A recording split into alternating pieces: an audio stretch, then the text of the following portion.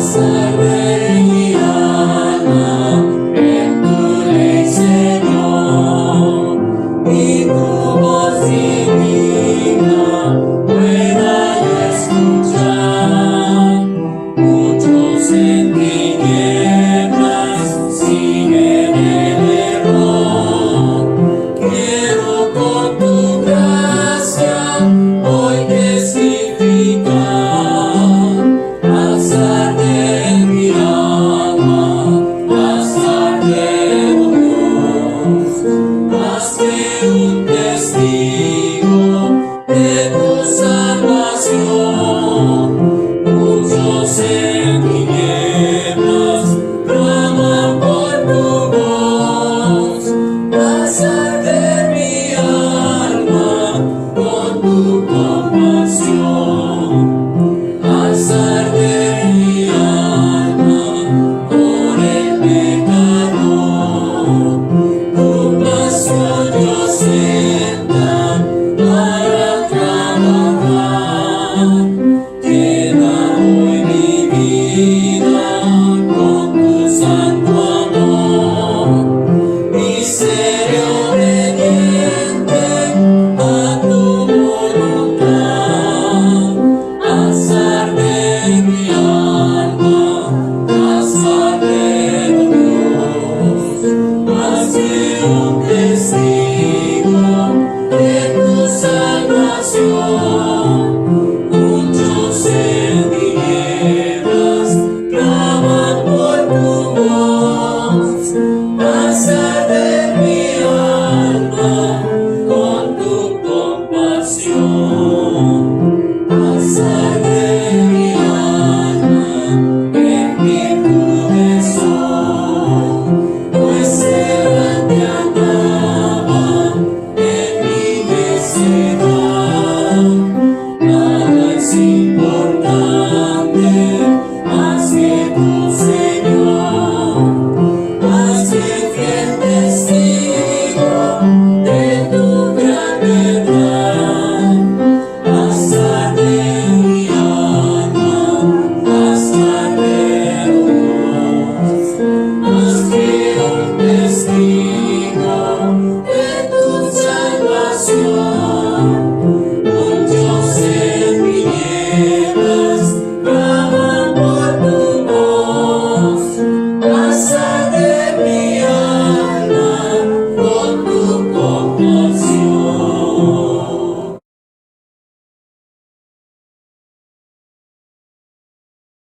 Buenos días, bienvenidos a la escuela dominical de la Iglesia Bautista Bethesda. En esta mañana vamos a estar estudiando el libro de Génesis y estamos ahora en el capítulo 38. Hemos estado yendo capítulo tras capítulo de este gran libro, el libro de Génesis, el libro de principios. Y hoy nos toca estudiar algo sombrío, algo triste, algo terrible, pero al final veremos la gracia de Dios y de eso se trata. Amén. Judá y su pecado. Judá y su pecado. Génesis capítulo 38 del 1 al 30. Pero antes de entrar en la lección, quisiera darles la oportunidad de decir el texto de memoria, Romanos 8:34. Yo espero que lo sepas. La Biblia nos dice, ¿quién es el que condenará? Cristo es el que murió, mas aún el que también resucitó, el que además está a la diestra de Dios, el que también intercede por nosotros. Oh señores, gracias a Dios por la resurrección de Cristo Jesús. Y vimos en la semana pasada como José el amado fue tirado a una cisterna y sacado de esa cisterna, una representación de la muerte, sepultura, resurrección de Cristo. Y literalmente José salió de esa cisterna para salvar a esos hermanos malvados que lo habían echado ahí y que después lo vendieron como un esclavo. Oh, quiero decirle que no hay un cuadro tan más bello como la de José, que tipifica a Cristo Jesús, quien murió por nuestros pecados, fue sepultado y resucitó para salvarnos a nosotros, viles pecadores que somos. Qué bueno que Cristo es mi Salvador. Espero que sea tu Salvador también. Ahora, veremos el camino del hombre que rechaza a Cristo como Salvador y Señor de su vida.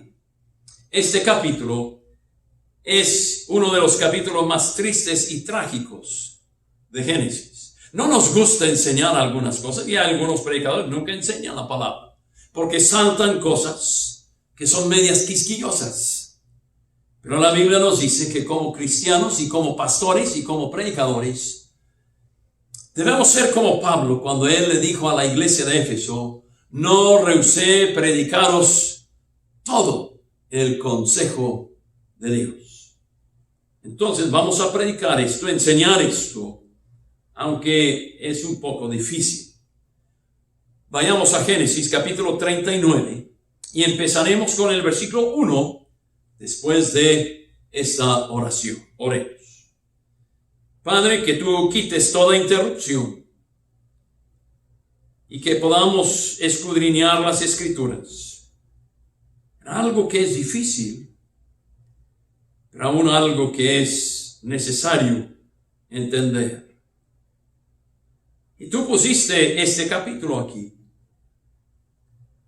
No sé por qué está en medio de la vida grandiosa de José.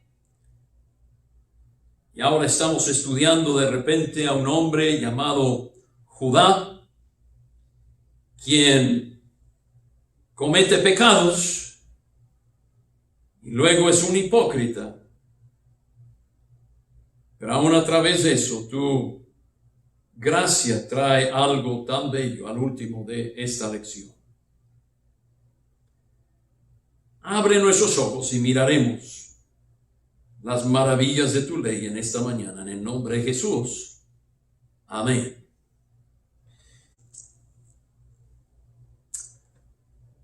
Ahora vamos a empezar con el capítulo 38, versículos 1 y 2. Y dice: aconteció en aquel tiempo que Judá se apartó de sus hermanos y se fue a un varón adulamita que se llamaba Hira. Y vio ahí Judá la hija de un hombre cananeo, el cual se llamaba Súa, y la tomó y se llegó a ella.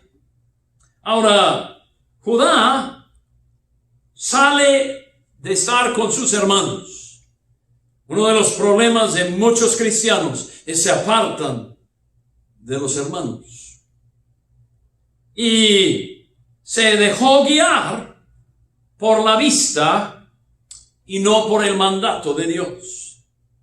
La Biblia nos dice en 2 Corintios 6:14 que no debemos unirnos en yugo desigual con los incrédulos. Habla del yugo desigual de un creyente casándose con un incrédulo. Y Judá hace lo que no debió haber hecho.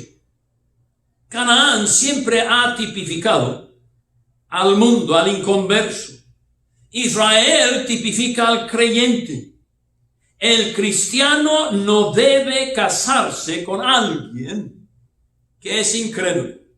O las palabras famosas que he oído de alguna señorita cristiana que se casa con un hombre incrédulo diciendo: pero yo lo voy a guiar a los pies de Cristo.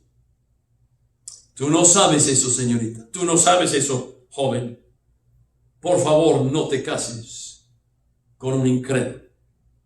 Ahora noten los versículos 3 al 6. Y ella concibió y dio a luz un hijo y llamó su nombre Er.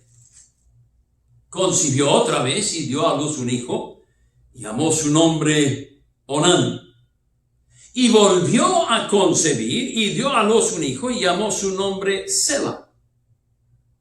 Y estaba en Kesib cuando lo dio a luz. Ahora, en el versículo 6 nos dice, después Judá tomó mujer para su primogénito, la cual se llamaba Tamar. Ahora, los hijos de Judá, por medio de la mujer cananita, tienen un significado. En el versículo 3, significa vigilante. Y Judá vigiló y cuidó más lo del mundo que las cosas espirituales. Ahora, no hay nada malo en cuidar lo material, pero sí es malo cuidarlo a costillas de lo espiritual. La Biblia nos dice en Mateo capítulo 6, el versículo 33, mas buscad primeramente el reino de Dios y su justicia. Y todas estas cosas, la comida, el techo, la ropa, os serán añadidas. Me pregunto durante esta pandemia, ¿estás buscando primero lo de Dios o primero lo tuyo? Dice aquí el versículo 4 que Onán era el segundo hijo de Judá y su nombre significa fuerte o fuerza. Y la fuerza de Judá no era lo espiritual, sino lo carnal. Debemos ser simples para el mal, la Biblia nos dice, y sabios para el bien. El problema es que muchos que llaman el nombre de Cristo no saben mucho de la Biblia, pero sí saben mucho de la maldad. Su fuerza no es lo espiritual, es lo carnal, lo mundano. Sela es el último hijo de Judá con esta mujer y su nombre quiere decir pedido. Y nació en Kisab, que significa falso. Y Judá, dentro de la falsedad de lo que el mundo ofrece, le nace un hijo pedido, pero no de Dios. ¿Sabe qué, hermanos? El mundo ofrece mucho, pero no ofrece nada que realmente necesitamos. Primera de Juan capítulo 2, el versículo 15 dice, no améis al mundo, ni las cosas que están en el mundo. ¿Cuántas de estas cosas del mundo nos hemos enamorado tanto que nos hemos alejado de Dios y de los hermanos? Ahora noten los versículos 7 al 11. Y el primogénito de Judá, fue malo ante los ojos de Jehová, y le quitó Jehová la vida. Entonces Judá dijo a Onán, llégate a la mujer de tu hermano y despósate con ella y levanta descendencia a tu hermano. Y sabiendo Onán que la descendencia no había de ser suya, sucedió que cuando se llegaba a la mujer de su hermano, vertía en tierra por no dar descendencia a su hermano. Y desagradó en ojos de Jehová lo que hacía, y a él también le quitó la vida. Y Judá dijo a Tamar su nuera, quédate viuda en casa de tu padre hasta que crezca Sela mi hijo. Porque dijo, no sea que muera él también como sus hermanos. Se fue Tamar y estuvo en casa de su padre. Ahora aquí vemos lo que es el pecado, lo que produce el pecado, más pecado. Tú empiezas en un camino pecaminoso y va a producir más pecado. Murió por ser malo. La Biblia nos dice, Romanos 6:23, la paga del pecado es muerte. Onán murió por desobediencia. Quería el goce sexual sin la responsabilidad que conlleva. Quiero decir esto. El mundo dice, prueba y gózate y después sienta cabeza. Y la Biblia dice, no. Tú y yo como cristianos vamos a pagar el precio grande si nosotros jugamos con el pecado. Acuérdate de Sansón. Sansón era fuerte, pero era muy débil. Y por juguetear con las mujeres, juguetear con el pecado, cayó. Judá le dice a Tamar, vete a quedarte como viuda en casa de tus padres hasta que Sela, mi hijo menor, crezca. Realmente Judá estaba diciendo, esta es la viuda negra, hombre, no voy a dar a Sela a ella porque los primeros dos murieron. Y él andaba culpando a Tamar y Tamar no tenía culpa.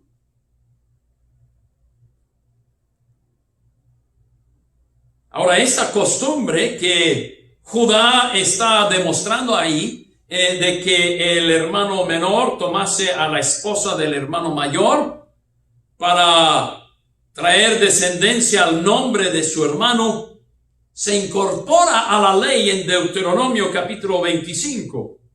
Y en Ruth capítulo 4 vemos un ejemplo muy bello de ello. Y no estaremos estudiando el libro de Ruth, pero es un bello libro que estudiar. Y habla de lo mismo. Ahora quiero que noten el pecado de Judá con Tamar.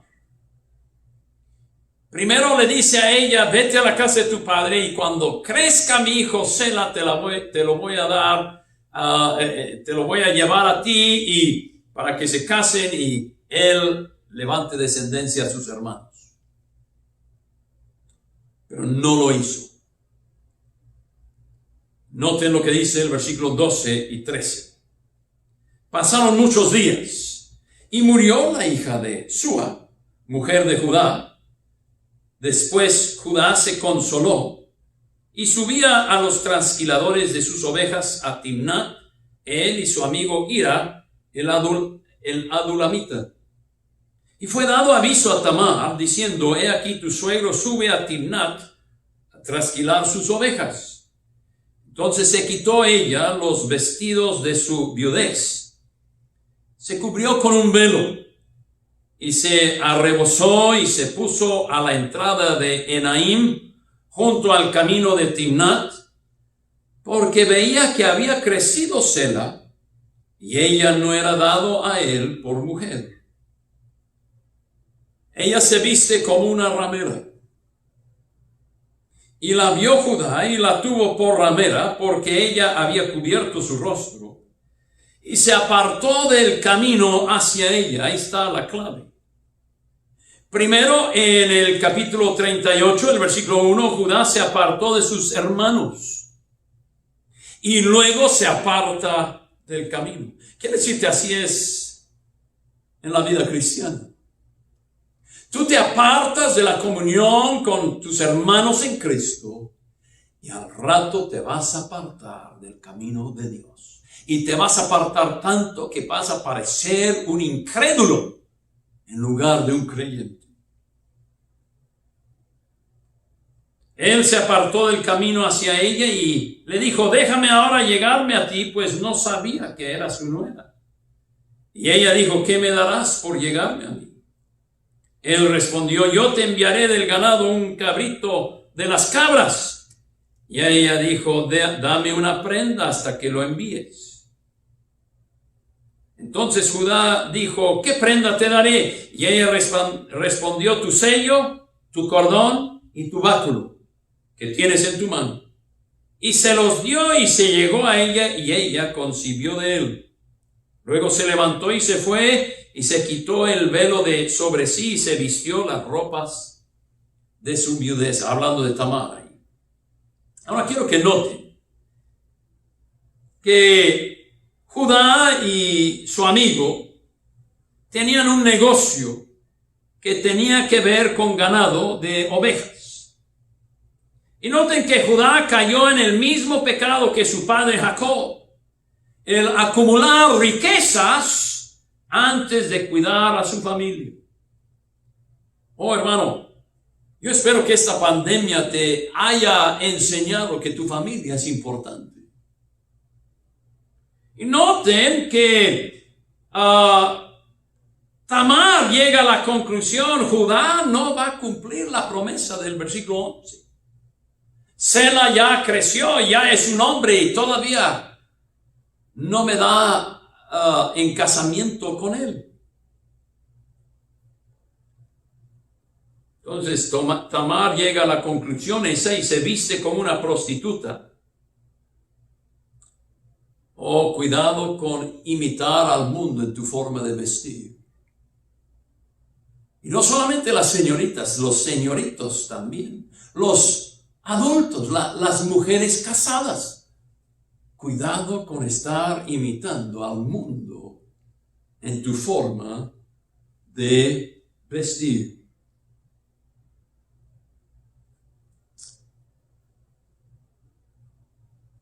Y Judá fue el que se apartó. Nadie te fuerza a dejar el camino de Dios. Ni porque otros lo hacen, ni porque alguien te obliga a hacerlo, no debes hacerlo. Si tú y yo nos apartamos de Dios, pecamos. Mira lo que dice Santiago.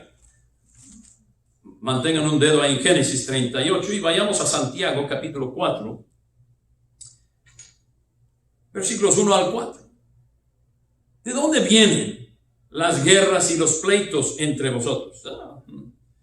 Esta pandemia algunas veces produce pleitos. Estamos demasiado cerca. ¿No es de vuestras pasiones las cuales combaten en vuestros miembros? Codiciáis y no tenéis. Matáis y ardéis de envidia y no podéis alcanzar. Combatís y lucháis, pero no tenéis lo que deseáis porque no pedís. Pedís y no recibís porque pedís mal para gastar en vuestros deleites. Oh almas adúlteras, ¿no sabéis que la amistad del mundo es enemistad con Dios? Cualquiera pues que quiera ser amigo del mundo se constituye enemigo de Dios. Judá es un enemigo de Dios en este momento. Tamar es un enemigo de Dios porque andan haciendo las cosas a su forma de hacerlas, no conforme a la Biblia, no buscando la voluntad de Dios, sino la voluntad propia. Judá, el de tener una mujer. Tamar, el de tener un hijo. Y ahora esas pasiones combaten en ellos y no hacen lo que deben hacer porque están amistados con el mundo.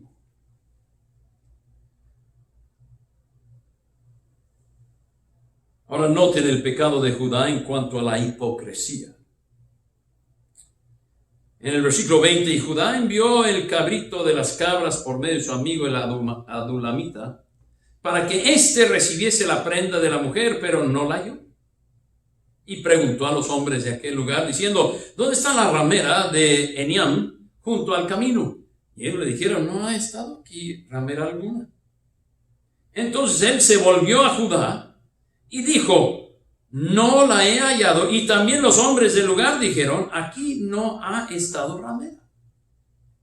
Y Judá dijo, tómeselo para sí, para que no seamos menospreciados. He aquí, yo he enviado este cabrito y no la hallaste. Sucedió que al cabo de unos 3 meses fue dado aviso a Judá diciendo, Tamar tu nuera ha fornicado y ciertamente está encinta a causa de las fornicaciones. Y Judá dijo, sacadla y sea quemada. Qué terrible es cuando alguien juzga el pecado en otro y él es igual o peor. Qué terrible es eso.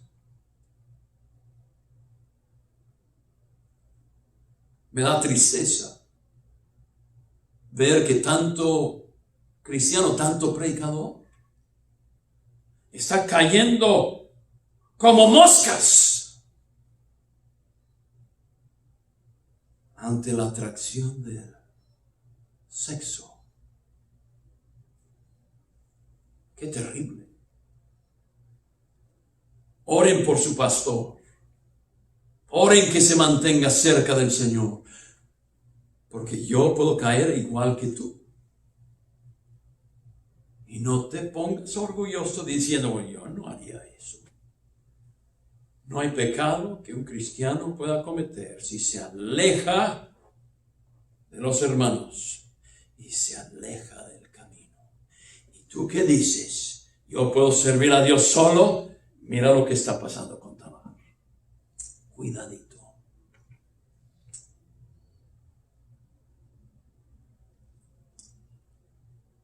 Ahora noten lo que dice ahí el versículo 25. Pero ella, cuando la sacaban, envió a decir a su suegro, del varón cuyas son estas cosas, en otras palabras, cuyas prendas estas son, estoy encinta. Y también dijo, mira ahora de quién son estas cosas, el sello, el cordón, el báculo. Entonces Judá los reconoció y dijo, más justa es ella que yo, por cuanto no la he dado a Sela, mi hijo, y nunca más la conoció. Judá estaba actuando como el mundo alrededor de él. En el Nuevo Testamento tenemos un caso similar, en que unos hombres traen a una mujer ante Cristo y le dice, hey, hemos pescado a esta mujer en el acto mismo del adulterio. Y la pregunta era, ¿y dónde está el hombre? Nomás agarraron a la mujer. Era tan culpable la mujer como era el hombre. Pero estos hipócritas nomás querían pescar a Jesús en algo. Cristo no le respondió nada. Empezó a escribir con el dedo ahí en la arena.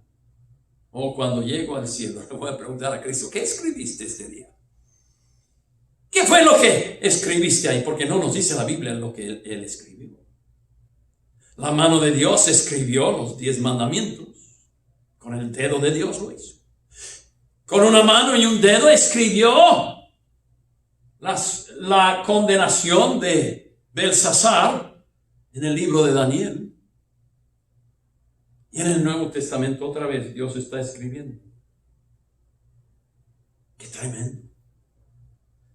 Algunos especulan que empezó a nombrar a cada uno de los que trajeron a la mujer y sus pecados predominantes. ¿Quién sabe? Quizá lo hizo. Quizá empezó a escribir los mandamientos que ellos mismos habían quebrantado.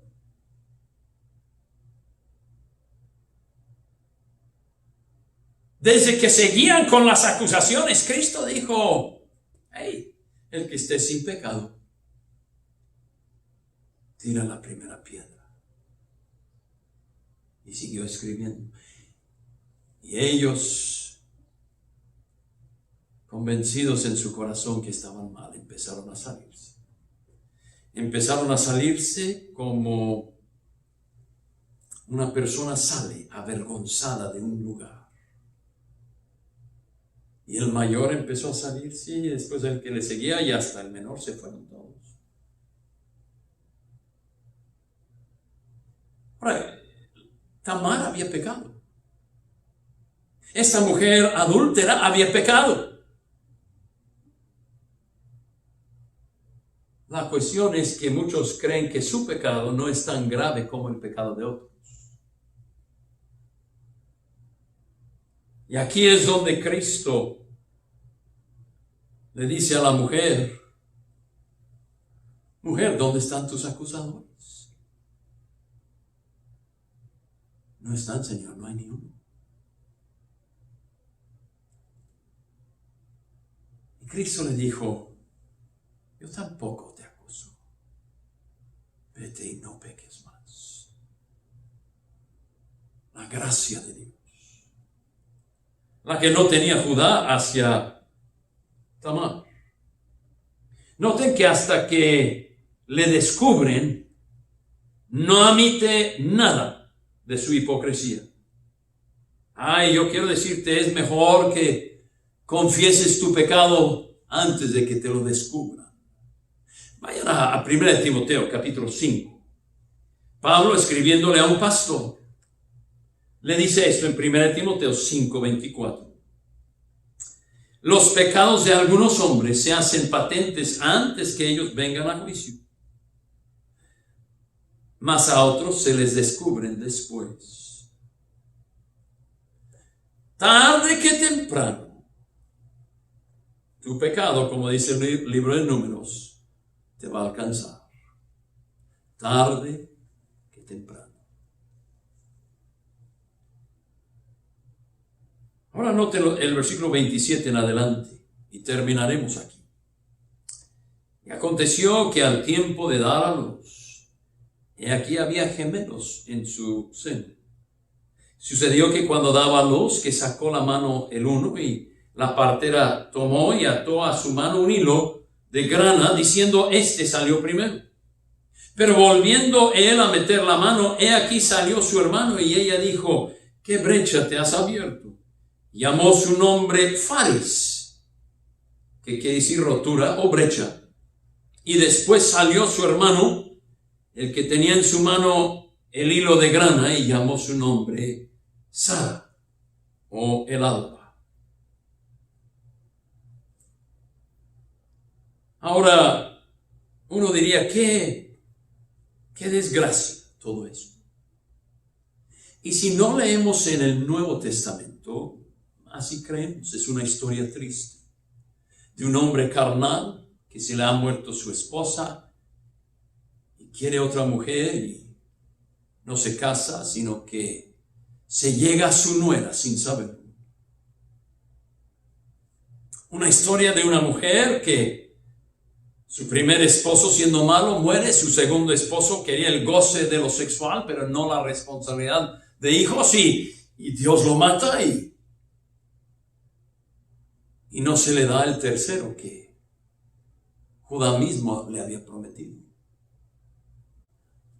Una historia triste por todos lados. Y sin embargo, en Mateo capítulo 1, el versículo 3, nos dice estas palabras. Noten en la genealogía de Cristo. Dice Mateo capítulo 1. Judá engendró de Tamar Fares y Sara. Sigue hablando de todos los que vienen en la genealogía de Cristo. Y Tamar, por la gracia de Dios, entra en la genealogía de Jesús. Judá significa alabanza. Y Dios nos ha puesto en este mundo para traer alabanza a su nombre con nuestras vidas. Quiero preguntarte, ¿estás trayendo tu alabanza en tu vida a Cristo? Mira lo que dice Mateo capítulo 5, el versículo 16. Este es el texto que vamos a memorizar para la semana que viene. Mateo 5, 16. Así alumbre vuestra luz delante de los hombres, para que vean vuestras buenas obras y glorifiquen a vuestro Padre que está en los cielos. Dios quiere que nosotros alumbremos de tal manera a aquellos que no conocen a Cristo, que al ver nuestra vida, glorifiquen a Dios. El mundo no ofrece nada bueno. Dios quiere que seamos un testimonio a este mundo. Que Dios nos ayude a no ser como Judá, no ser como Tamar. Y solo Dios puede cambiar una vida tan arruinada y cambiarlo para alabanza a Él. Y los hijos de Tamar estuvieron en la descendencia. Tamar estuvo en la descendencia. Humanamente hablando, del nacimiento de Jesús. Quizá tú estás diciendo, mi vida está hecha pedazos. Yo quiero decirte que la gracia de Dios puede hacer mucho contigo. Dios es un experto en tomar lo que es desechado y glorificar su nombre. Yo quiero animarte. Regrese al camino. Regrese a la comunión con los hermanos. Deja que Dios empiece a moldear esa vida. Que el diablo te dice, ¿ya para qué? Y Dios dice, hey, entrégate a mí. Yo puedo volverte a hacer, volverte a moldear. La vasija se quebra en manos del alfarero. El alfarero no quiebra la vasija se quiebra. Dios dice, yo puedo ser como ese alfarero que toma esos pedazos y empieza a trabajarlos otra vez. Remoldearte. Cada creyente que está sirviendo a Cristo es una gema, es una joya de la gracia de Dios. Tamar llegó a ser una joya de la gracia de Dios. Algo vil, y Dios trajo de ello algo bello. Muchas lecciones que aprender en esta lección. Una lección triste, pero al final, una lección bella. Que Dios te bendiga al estar memorizando Mateo capítulo 5, el versículo 16. Que seamos esa luz que trae gloria a nuestro Padre Celestial hoy. Que Dios te bendiga. Y no te vayas. Al rato tenemos una predicación especial. Yo espero que sea bendición para ti. Dios te bendiga.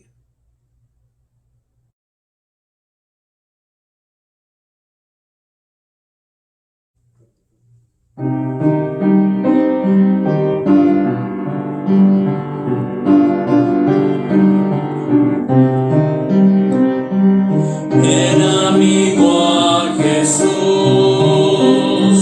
pues se murió por ti.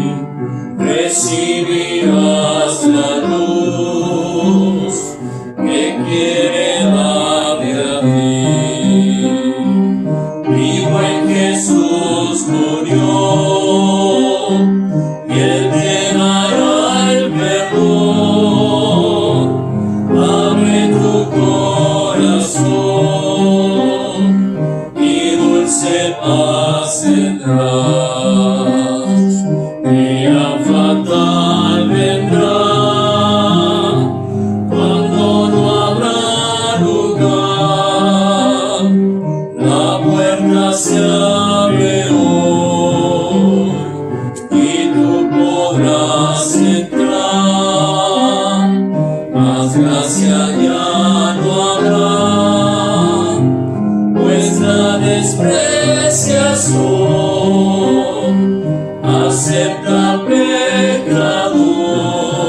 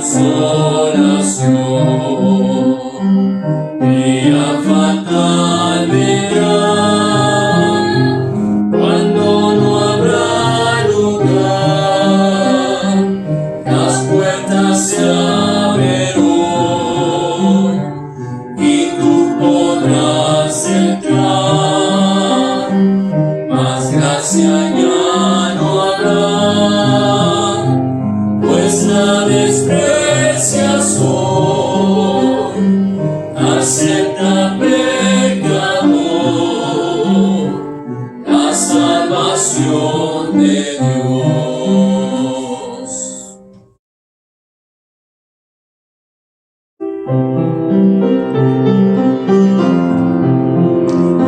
mirada de fe, una mirada de fe es la que puede salvar al pecador. Una mirada de fe, una mirada de fe es la que puede salvar al pecador. Y si tú vienes a Cristo Jesús, Él te perdonará, porque una mirada de fe es la que te puede salvar. Y si tú vienes a Cristo Jesús, Él te perdonará, porque una mirada de fe es la que te puede salvar.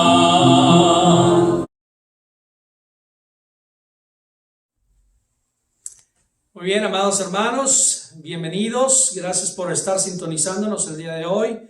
Y pues como muchas diferentes iglesias hemos estado aprendiendo a comunicarnos por estos medios, y gracias a Dios por la oportunidad que nos da de estar aquí en este día especial en la iglesia Bethesda de McAllen. Y gracias, pastor, por la invitación, por compartir o para compartir este mensaje del día de hoy. Hoy quiero hablar de la familia. Quiero hablar de la familia cristiana y quiero hablar de la fe dentro de la familia. Es sumamente importante, hermanos, que nuestros hijos puedan ver en nosotros, escuche bien, una fe no fingida. Y es que es muy fácil, tanto para ti o para mí, hermano, hermana, tener y profesar una fe aquí dentro de la iglesia, en la congregación, cuando venimos los domingos a la iglesia. Es muy fácil presentar una fe, pero la verdadera fe, una fe no fingida, es la fe que estamos enseñando a nuestros hijos ahí en casa.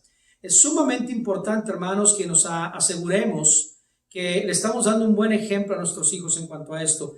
En este tiempo de adversidad en el que estamos viviendo, nuestros hijos también, créalo o no, ellos están expuestos a todas las noticias. Y créalo o no, ellos también se pueden llegar a alarmar de una manera u otra por estas noticias. Yo quiero comentarles, por ejemplo, uno de mis hijos, Joaquín, es un poquito más preocupón, por decirlo de una manera, que todos mis otros hijos. Él literalmente, él se ha alarmado tanto que ha llegado hasta las lágrimas por el temor de que algún día su mamá o su papá se lleguen a enfermar y llegarán a morir. Tanto así, nuestros hijos, créalo o no, no nomás están jugando videojuegos o viendo televisión y caricaturas, pero también ellos están alarmados por si llegara a pasar algo a sus padres o a sus hermanos o a las personas que ellos aman. Entonces, ellos necesitan, hermanos, la seguridad que tú y yo podemos enseñarles a través de tener una fe genuina, una fe verdadera, una fe no de mentiritas, pero una fe genuina. En el Nuevo Testamento, Pablo le escribe a Timoteo en la segunda carta hacia Timoteo, y usted lo puede buscar ahí en segunda de Timoteo, capítulo número 1, por favor, segunda de Timoteo, capítulo número 1, vamos a leer del versículo 3 en adelante. Y aquí vamos a encontrar cómo Pablo alaba y Pablo aconseja a Timoteo acerca de la fe cristiana que Timoteo profesaba tener. Y hermanos, en estos tiempos de dificultad, como ya dije, debemos echar mano a nuestra fe. Debemos echar mano a aquellas promesas que Dios hace en su palabra, y que de esa manera podamos nosotros como padres no solamente proveer a nuestros hijos alimento y comida, no solamente proveer a nuestros hijos ropa o juguetes o entretenimiento, pero más importante, proveer a nuestros hijos con las herramientas necesarias para que puedan vivir una vida de fe genuina. Y si usted nota ahí, por favor, en segunda de Timoteo, capítulo 1, versículo 3, la escritura nos dice de esta manera: Doy gracias a Dios, dice Pablo, al cual sirvo desde mis mayores con limpia conciencia, de quien sin cesar me acuerdo de ti en mis oraciones noche y día, deseando verte y al acordarme de tus lágrimas para llenarme de gozo. Trayendo a la memoria, escucha bien lo que dice Pablo aquí acerca de la vida y el testimonio de Timoteo. Dice, trayendo a la memoria la fe no fingida. De eso es lo que quiero hablar en esta hora. ¿Podrían mis hijos ver en mí, Javier, Darla, mi esposa, los abuelos de ellos, podrían ver ellos, mis hijos, en sus familiares adultos, una fe no fingida? ¿O será que estoy siendo un mal ejemplo para ellos, profesando tener una fe dentro de la iglesia cuando el pastor me está viendo y otros hermanos me están viendo, pero fuera de la iglesia, mostrar que mi fe realmente es una fe fingida, no es una fe verdadera? Y es que, hermanos, tener una fe, profesar tener una fe fuerte, pues bueno, lo hacemos en cualquier momento, cuando las cosas van bien. Pero ahora que estamos viviendo en dificultades, es cuando más nuestros hijos deben ver en nosotros una fe verdadera, una fe real, una fe que se toma de las promesas de la palabra de Dios y que de ahí nos agarramos de esa fe y que no nos vamos a soltar y que a través de esa fe podemos llegar a lograr cosas grandes y maravillosas y podemos vivir una vida confiada en el Señor. Mira lo que dice Pablo a Timoteo. Trayendo a la memoria la fe no fingida que hay en ti. Primeramente, Pablo menciona la fe que Timoteo tenía, el cual dice era una fe no fingida, la cual después hace memoria no solamente a la vida actual de Timoteo, pero dice, la cual habitó primeramente en tu abuela Loida y en tu madre Eunice, y estoy seguro que en ti también. Mis hermanos, podrían otras personas que te conocen, podría el pastor Daniel Jones, podría tus abuelos, tus vecinos, tus familiares hacer mención y decir, oh, yo recuerdo a tu abuela que iba a la iglesia, en una iglesita pequeñita, o cuando apenas comenzaba la iglesia, y podría decir, tu abuela llevó a tus padres, a tu mamá, a tu papá, y tus padres también iban a la iglesia desde pequeñitos, y ahora tú, como un joven en Cristo, sigues yendo a la iglesia así como tu abuela o tus padres iban. Hermanos, tal vez tú dices, pastor, mis abuelos no iban a la iglesia como yo, ellos no eran cristianos, pero a lo mejor tú vas a ser aquella Loida que comienza contigo una nueva generación, una transformación que cambiará el resto de la historia de tu familia. A lo mejor tú eres esa Loida hermana, a lo mejor tú eres esa Eunice hermana o hermano. Eres el primero en tu familia que está en el evangelio, el primero en tu familia que fue expuesto y estuvo dispuesto a recibir a Cristo como Salvador personal. Y tú serás aquel que, si permaneces firme en la fe, en una fe genuina, podrá decirse de ti, como se dice de Loida o como se dice de Eunice, a tus generaciones siguientes, decir, así había una fe en tu abuela, una fe en tus padres y ahora una fe en ti. Yo quisiera, hermanos, poder decir que algún día puedan decir de mis hijos, de Diego, de Santiago, de Joaquín, de Tony, de Andrea y de Sofía, poder decir, tú, Andrea, yo recuerdo la fe de tus abuelos, Daniel y Michelle y Tere Mendoza, y recuerdo la fe de tus padres, Javier y Darla, y ahora veo la fe tuya no fingida. Mis hermanos, es sumamente importante que como padres nos aseguremos en este tiempo de adversidad, en este tiempo de tal vez de tribulación, que crean o no nuestros hijos están expuestos, que ellos vean una fe no fingida en mí.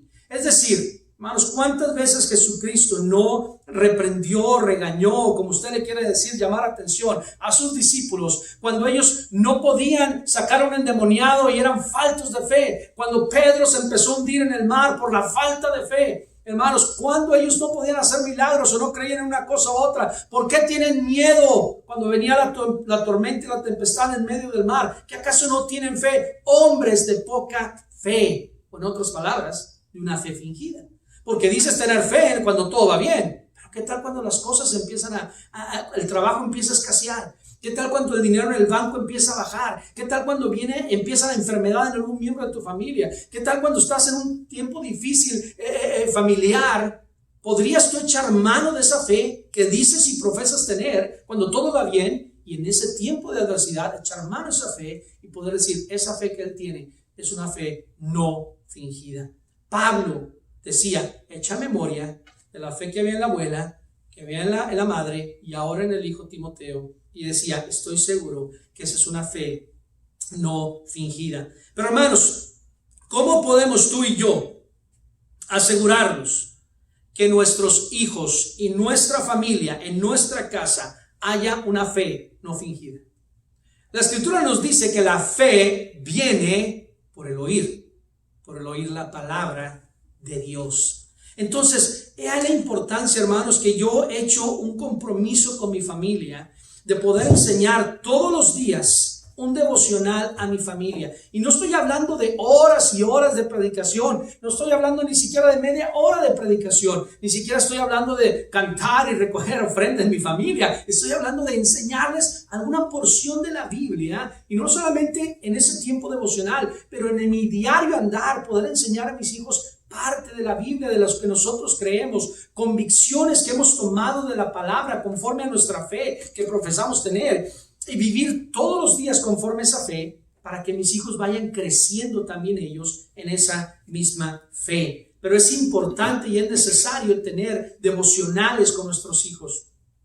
Yo, hermanos, he tenido la necesidad de salir también a hacer negocios afuera y a trabajar, pero todos los días en este tiempo de cuarentena, como le llamamos nosotros de una manera, me he propuesto grabar devocionales diarios para mi familia en Cristo de nuestra iglesia, la cual yo pastoreo, pero también para compartir ese devocional con mis hijos. En ocasiones yo tengo que salir temprano y algunos de mis hijos no están listos. Yo grabo ese video, lo pongo en Facebook y mi esposa lo saca y lo ve como familia ahí todos juntos y oramos por las necesidades de unos por otros. Si yo estoy en casa, yo lo veo con ellos también. Pero mis hermanos, es a través de la palabra de Dios enseñada y predicada y memorizarla y creerla y entenderla y después obedecerla, que entonces pudiera yo hacer que la fe crezca en mis hijos y que crezca en mí y que crezca en mi familia, para poder entonces decir, yo tengo una fe no fingida, como la de la abuela de Timoteo, como la madre de Timoteo y como aún mismo Timoteo.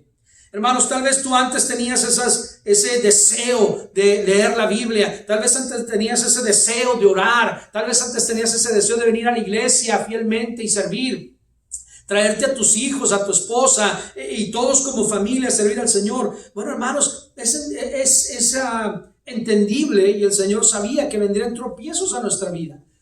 Vamos a tener un tiempo, a lo mejor un periodo de tiempo que las cosas van a ir bien, pero después vamos a toparnos con algunos tropiezos. Y dice el Señor Jesucristo, es imposible que no haya tropiezos, pero el Señor dice que Él ha vencido esos tropiezos y este mundo lo ha vencido a través de nuestra fe. Entonces, hermanos, es a través de sus enseñanzas que podemos vencer esto. Pero si tú te has sentido que has decaído en tu fe o en tu entrega a las cosas del Señor, mira lo que dice el versículo número 6. Ahí en 2 de Timoteo capítulo 1 versículo 6, por favor. Dice Pablo a Timoteo, por lo cual te aconsejo que avives el fuego del don de Dios que está en ti por la imposición de mis manos. Mis hermanos, si tú te sientes como que has estado muy apagado, y yo he escuchado eso como pastor, seguramente el hermano Daniel ha escuchado eso como pastor. Pastor, es que he estado muy apagado en las cosas de Dios. Pastor, es que no tengo ánimo de ir a la iglesia. Pastor, es que he estado muy apagado, muy agüitado, muy triste y no tengo muchas ganas de ir a la iglesia o de leer la Biblia. Bueno, hermanos, es tiempo de avivar el fuego. ¿Qué otra cosa, hermanos, sino echarle leña al fuego, echarle airecito para que revive? ¿Quieres que haya un avivamiento en tu vida, en tu casa, con tu familia, que antes venían con ganas y ahora ya no vienen? Antes tú servías en la iglesia y ya no sirves. ¿Sabes qué? Es que dejaste que ese fuego y esa fe se apagara. Es tiempo de echarle leña al fuego y hacer algo. Échale aire, hermanito, para que te avives una vez más. Sí se puede. Pablo se lo dijo a Timoteo, aviva el fuego del don de Dios que hay en ti. Hermanos, tú puedes también a través de este tiempo de crisis, en lugar de entristecerte, decir, de aquí me voy a agarrar de las promesas de Dios, porque yo creo en Dios, porque fe es la certeza de lo que se espera, la convicción de lo que no se ve. Mira, hermanos, fíjense nomás. Alguien dijo alguna vez, estaba ahí en la tienda un señor con un cubrebocas, ¿verdad? Con un cubrebocas. Y va un cristiano y le dice, oh, ¿cómo ves? ¿Cómo está este asunto? Y dice, no, yo creo que Dios nos va a sacar de esto. Y el cristiano debería decir eso todo el tiempo. Yo creo en Dios y creo que Dios existe y creo que Dios nos va a sacar de aquí, de esta situación. Pero ese hombre dijo, oh, yo no creo en Dios. Dijo, pero ¿cómo no crees en Dios? Dijo, yo no creo en Dios porque no lo puedo ver. Y dijo ese hombre, ¿y tú por qué traes ese cubrebocas? Y dice, por el coronavirus. Y dice, ¿y a poco tú puedes ver el coronavirus? Y dijo, no lo puedo ver. Pues entonces, ¿por qué traes el cubrebocas? Dice, ¿tú crees en el coronavirus que no puedes ver? Pues yo creo en Dios que no puedo ver también. Por fe, yo creo que Dios existe. El necio dice en su corazón, Dios no existe, pero Dios existe. Dios es real. Y si yo pudiera tocarlo, si Dios quisiera que pudiera tocarlo, aquí está tan cerca de mí, que pudiera tocarlo si fuera la voluntad de Dios. Entonces, mi hermano, esa es el tipo de fe que tú y yo necesitamos enseñar a nuestra familia. Es una fe práctica en el cual cuando tu hijo y tu hija, papá, vas a ir a trabajar, sí, hijo, voy a ir, pero papá, no tienes miedo, sí, hijo, me voy a cuidar, no me voy a acercar a la gente, voy a obedecer las instrucciones del gobierno, pero por fe creo que Dios me va a cuidar y traerme de regreso en casa. Eso es la fe. Y mi hijo, tú no tengas temor, pero enséñale a tus hijos, no nomás, principalmente con la palabra de Dios, devocionales diarios, pero segundo, con la práctica. Ellos deben ver un ejemplo en nuestra vida. Dice aquí que Pablo echaba memoria a la fe no fingida de Loida. Pablo la podía ver por las acciones y la vida de Loida, la abuela de Timoteo, que ella tenía una fe no fingida. Y después la vio en su mamá de Timoteo y podía verla por sus acciones y por su actitud, que era una fe no fingida. Y ahora la veía en Timoteo también. Mi hermana, abuelita, abuelo, ¿pueden tus nietos ver en ti una fe no fingida? ¿O tus nietos acaso ven que tú tienes una fe, profesas una fe allá en la iglesia, pero ya en casa esa fe se queda en la iglesia y no te la traes en casa? ¿Cómo es que es posible que los cristianos podamos amedrentarnos de tal manera? Déjeme decirle algo. Crea lo que usted crea. Usted y yo necesitamos orar por nuestro presidente y por el vicepresidente. A mí me gustó una cosa que dijo el vicepresidente hace algunas semanas atrás, el domingo de resurrección o el día anterior. Y él dijo que nosotros, los cristianos, no debemos entristecernos como los que no tienen esperanza. Mi hermano, tú y yo tenemos esperanza. Y aunque estemos un poquito alarmados y un poquito cuidadosos por lo que está pasando, y debemos hacerlo, pero no debemos estar tan desesperados, tan estresados, afanados o atormentados como la gente allá afuera que no tiene esperanza. ¿Cuál es mi temor? ¿Que me enferme y que me muera? ¿Acaso Pablo no dijo que para él el morir era ganancia? Si eso es lo que te da miedo, morir, hermanos, entonces algo anda mal. Porque el morir es ganancia para el cristiano. Y no significa que yo quiera morir o que quiera que tú mueras. Tienes que cuidarte. Ponte el cubrebocas, lávate las manos, cuídate. Pero nuestra seguridad no está en mí, está puesta en Cristo. Es a través de la fe que mis hijos verán en mí una fe no fingida. Porque si profeso tener fe, pero con mis acciones profeso otra cosa, es por eso que exasperamos a nuestros hijos muchas veces. Con mis palabras les digo una cosa, pero con mis acciones es otra cosa. Entonces, hermanos, dice Pablo, aviva el fuego. Mi hermano cristiano, papá, es tu responsabilidad y es mi responsabilidad. Sobre todo ahora que nuestros hijos no están en la iglesia, no tienen el maestro de escuela dominical o la maestra de escuela dominical, no tienen el pastor predicándolos o el pastor de jóvenes. Es tu responsabilidad y fue desde el principio, pero hemos olvidado que no solamente debemos proveer comida para ellos, que la alacena esté llena, no solamente debemos proveer ropa para ellos, que el closet esté lleno, no solamente debemos proveer los libros o los útiles escolares, pero más importante, debemos proveer para nuestros hijos la palabra de Dios y una fe, el ejemplo de una fe no fingida. Versículo 7 dice, porque no nos ha dado Dios un espíritu de cobardía, sino de poder, de amor y de dominio propio. Mi hermano, es la importancia. Yo quiero enseñarle hoy que aprovechemos este tiempo que Dios nos ha regalado. Escuchen, ¿cuántos de nosotros hemos dicho, no tengo tiempo para estar con mis hijos, pastor? Es que ellos están en la escuela, yo estoy trabajando, no tengo tiempo. Fíjese bien, algunos sus horas han sido acortadas en su trabajo. Dios te está regalando tiempo para que pases con tu esposa y tus hijos. Nuestros hijos no están yendo a la escuela, tienen más tiempo con mamá, con los abuelos. Es un tiempo que podemos aprovechar para enseñarles con el ejemplo y con la palabra la fe no fingida. Una fe no fingida, hermanos, es así. Una fe no fingida es una fe genuina, es una fe real, es una fe que agrada a Dios. Escuchen, ¿qué acaso no dice la Biblia que sin fe es imposible agradar a Dios? Libro de Hebreos. Sin fe es imposible agradar a Dios. ¿Cómo quiero yo y me puedo asegurar que mi familia, mi vida familiar, mi esposa, mis hijos agradan a Dios?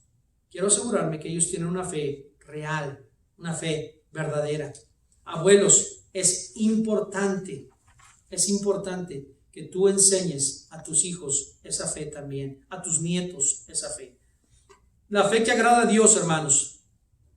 Si alguno de tus hijos no es salvo, necesitas asegurarte que tus hijos creen en ese Dios que ofrece una salvación a través de su Hijo Jesucristo. Fe, hermanos, es aquello que nos lleva a creer en Cristo.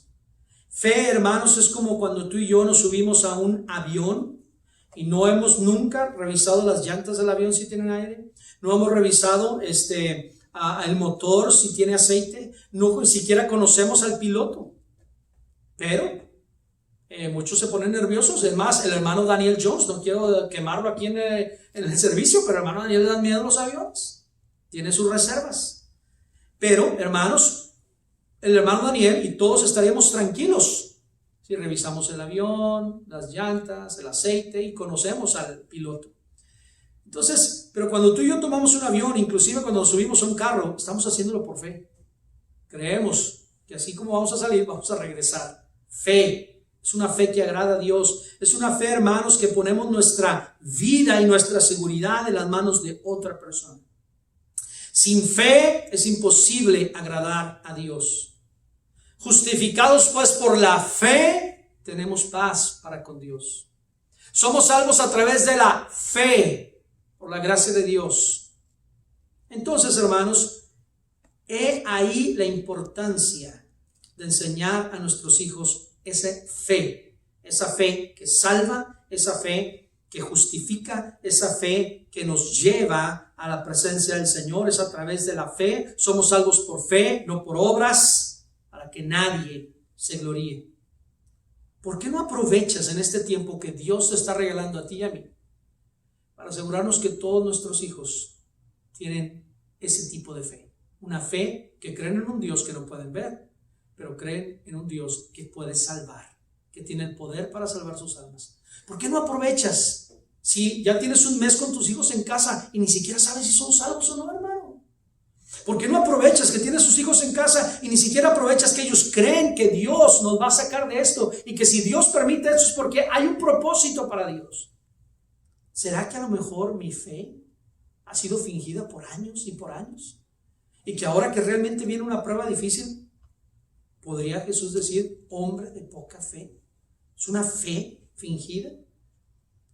Hermanos, una vez cuenta una historia que una noche hubo un fuego terrible en una casa de 2 pisos. Salió el padre, salió la madre, salieron algunos de los hijos, pero había un muchacho en el 2º piso que estaba gritando desde arriba, desde la ventana. Y su padre estaba todo lleno de humo, hermanos, en la casa. Y el padre le gritaba desde abajo, suéltate, suéltate, yo aquí te pesco, brinca. Y el hijo decía, no papá, no puedo brincar porque hay tanto humo que no te puedo ver. Y el padre continuaba gritando, hijo, no tengas miedo, brinca, yo de aquí te pesco y te agarro. El hijo continuaba diciendo, no, papá, no puedo brincar, no puedo brincar. Le dice, pero ¿por qué no puedes brincar? Y dice, es que papá, no te puedo ver. Y el padre le dijo, hijo, no importa que tú no me puedas ver, lo importante es que yo sí te puedo ver. A lo mejor tus hijos no pueden ver físicamente a Dios, pero necesitamos asegurarnos que ellos saben que Dios existe y que Dios sí puede verlos. Necesito yo como papá asegurarme que mis hijos saben que yo tengo una fe no fingida. Es una fe genuina, es una fe que salva, es una fe que justifica, pero es una fe que me ayuda a seguir adelante. Tú y yo no andamos por vista, andamos por fe. No sabemos cuánto tiempo durará esta crisis que estamos teniendo, pero por fe sabemos que Dios nos va a salvar de aquí y nos va a sacar de aquí. Estamos confiando por fe, porque no andamos por vista, andamos por fe. ¿Podrán tus hijos ver esa fe no fingida en ti, papá? ¿Podrán tus hijos, tus nietos, ver esa fe no fingida en ti? ¿O podrán ver a un papá y una mamá que profesan tener una fe, pero que en la hora de la crisis esa fe se dan cuenta que es una fe vana? Hermanos, acaba no hace mucho pasar el domingo de resurrección, y bien triste pensar que dice que hay personas que no creen en la resurrección, y la escritura nos dice que si Cristo no resucitó, nuestra fe es vana, vacía, hueca, y somos los más dignos de conmiseración del mundo. Es decir, somos dignos de que nos tengan lástima si no creemos por fe que Jesucristo resucitó. Escuchen, si nuestros hijos ven en nosotros una fe fingida, es por eso que ellos sienten lástima y conmiseración de nosotros. Mi hijo tiene que ver en mí una fe fuerte, una fe que me ayuda a seguir adelante, y una fe que no solamente con mis palabras, pero con mis acciones dice, hijo, no te preocupes, Dios en el cual creemos, el cual es todopoderoso, nos va a sacar de aquí para salir adelante victoriosos. Hermanos, yo quiero terminar con esto. ¿Podrías tú, amigo? Yo no sé si tú eres salvo o no, amigo, pero yo quiero desaprovechar esta oportunidad.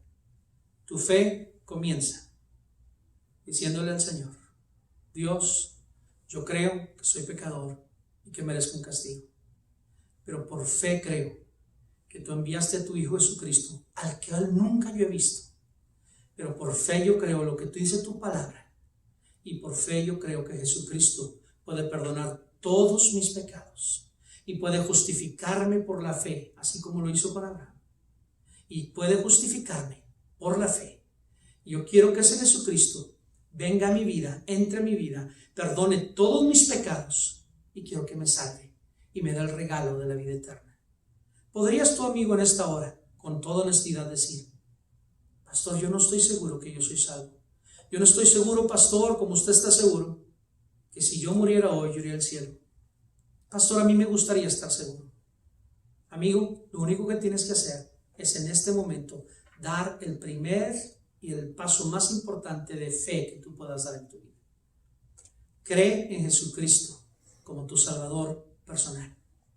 Y tal vez tú no tenías una abuela cristiana, tal vez tú no tenías una madre cristiana, pero tú puedes ser ese primer miembro de tu familia, el cual ponga su fe en Cristo como Salvador personal, y es a través de ti que la historia de tu familia de ahora en adelante pueda cambiar. Un giro dándole la espalda al pecado, al mundo, y volteando hacia Dios. Un arrepentimiento genuino. Y tú puedes ser aquella Loida que comienza una vida, una generación nueva cristiana. ¿Por qué no haces una decisión en el día de hoy? ¿Y por qué no recibes a Cristo como tu Salvador personal? Ora a Dios y dile, Señor, yo sé que soy pecador y me arrepiento de mis pecados. Dile al Señor, sinceramente, Cristo, por favor, entra en mi corazón, perdona mis pecados y sálvame. Dame el regalo de la vida eterna. ¿Podrás tú hacer esto, amigo? Hazlo. Ora a Dios y dile a Dios que se lo pides en el nombre de Jesucristo. Si tú hiciste esta decisión ahí en tu casa, o quieres saber más cómo hacerlo, por favor, pon un comentario en el video que tú verás y nos comunicaremos contigo para poder hablar contigo personalmente. Si puedes, visita la iglesia Bethesda, aquí, Iglesia Bautista Bethesda, en McAllen, con el pastor Daniel Jones. Dios te bendiga, amigo, familias de la Iglesia Bethesda. Enseñemos a nuestros hijos una fe no fingida. Dios les bendiga.